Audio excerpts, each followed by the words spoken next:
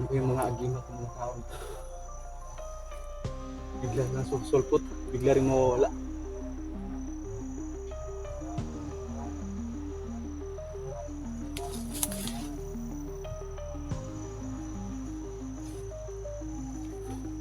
Pag-abang lang tayo dito na. Hindi tayo basta-basta nalulutod dun. Baka patibong na nila to. Baka gusto nila pasundin tayo sa kanila.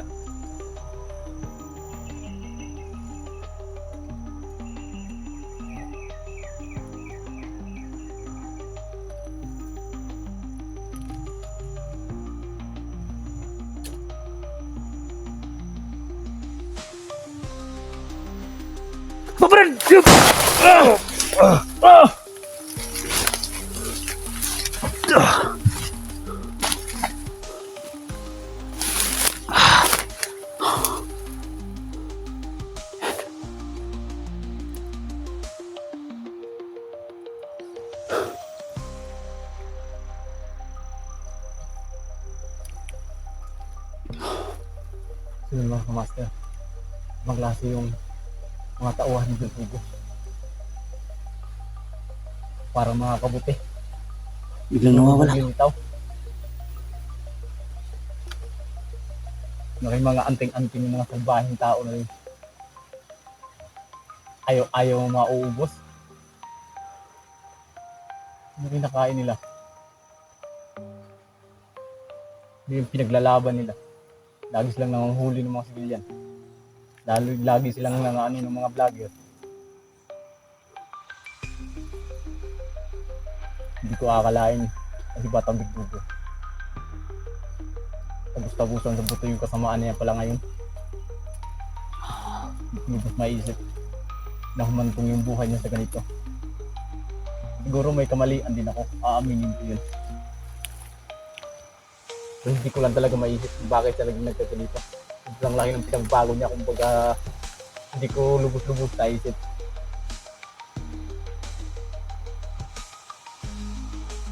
Alam ko ng kahinatnan nito. Kung hindi ako yung mapatay niya, ako yung papatay sa kanya.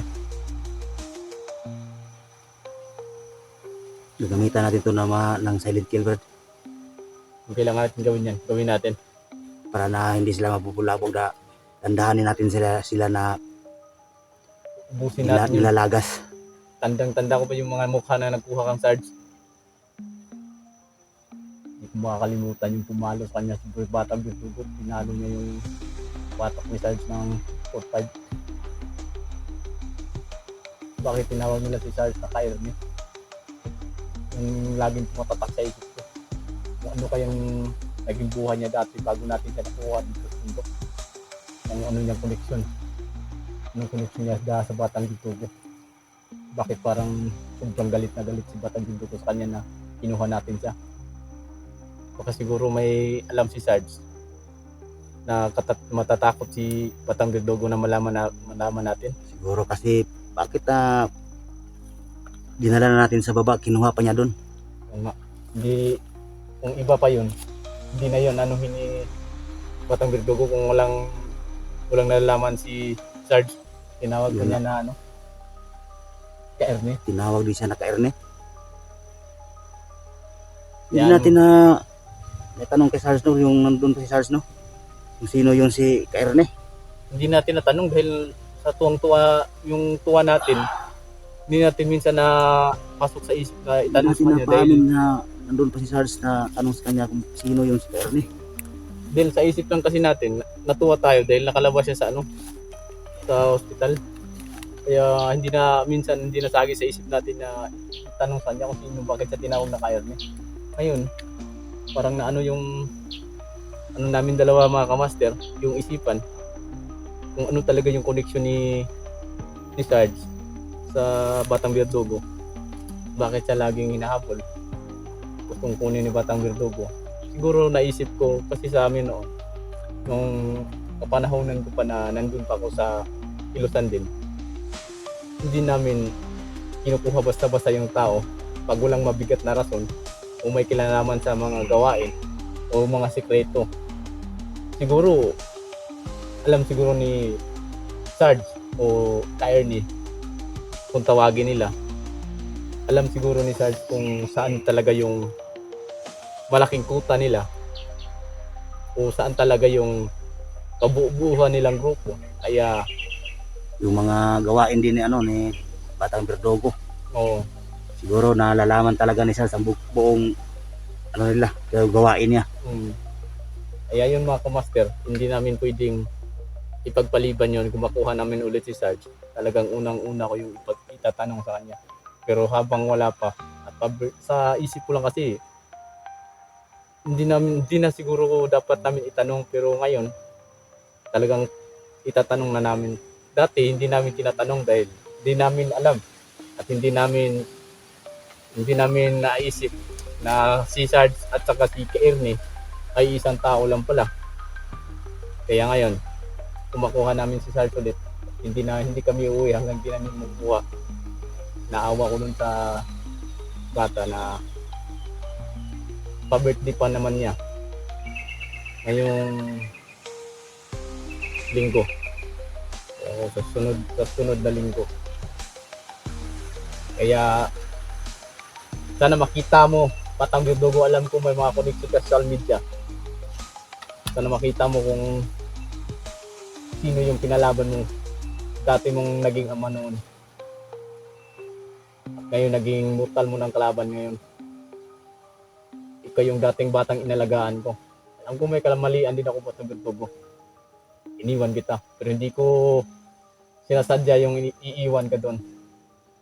Dahil wala minsan sa isip ko na magiging kalaban tayo. Oo, naisip ko minsan kung ano nang kalagayan mo doon. Kung ano nang hitsura mo. Dahil nga sa bata ka pa na iniwan ko. Na iniwan ka rin ng ama mo dati sa akin. Hindi ko minsan naisip na itong hinat na ng kapalaran natin na ako ang nagpalaki sa'yo pero ako ang titirahin mo. Hindi ko mapipilit yung ano mo, yung hikain mo, kasi pag nandun ka sa loob kasi talagang ang yung mga bawat galaw talagang sinusunod mo yan dahil alam ko may kapangyarihan ka dito sa bundok, mas may makapangyarihan pa na nasa likod mo. Yun lang masasabi ko sa Batang Verdugo. Hindi sa lahat ng oras may boynas ka. Ginawa ang boynas pero may kakambal na malas. Kaya huwag mong suluhin yung boynas mo ngayon. Ipamigay mo sa iba. Baka pag maubos mo yan, wala boynas, malas yung darating sa'yo. Itong nangyari sa tauhan mo, hindi namin ginusto. Pero pinukaw nyo yung katauhan di tao. At hindi nakakaalam dyan. Yung mga kalaban namin marunong pumatay. Pero kami, minsan lang kami papatay. Pero brutal din gagawin namin sa kanila. Tandaan nyo yan, Batang Verdugo. Marunong kayong kumalabit ng baril. Mas marunong kami. Dahil naginti lang kami, nagiging vlogger. Dumandaan din kami sa tinatapakan mo ngayon. Tandaan mo yan. Gawin natin yan, Brad. Hindi na tayo kumpiyansa.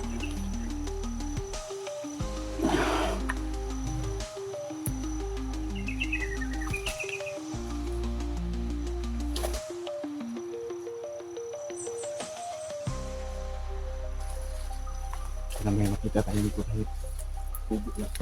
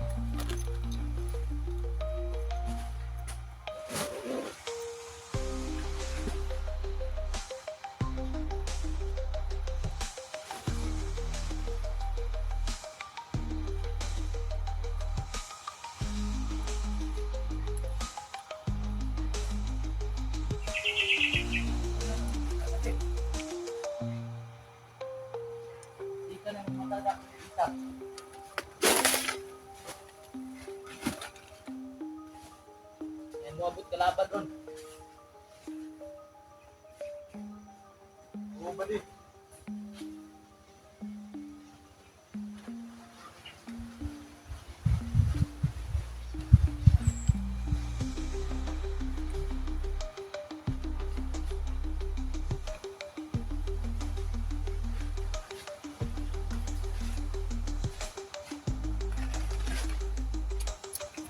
Maganda yan.